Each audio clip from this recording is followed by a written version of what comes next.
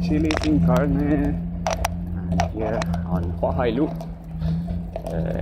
going for lunch. Going to have hot pot for lunch. A bit heavy, but I miss eating Chinese food. So today I'm gonna talk about iterations. It's the process that you do by doing one thing repeatedly.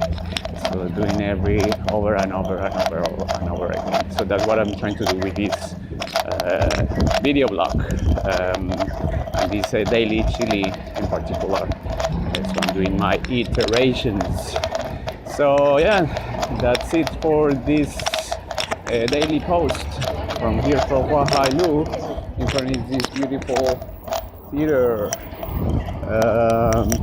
Say goodbye, and today's password for my daily post is iteration. I'm just gonna put the spelling in the on top of the video. Okay, see you guys, bye.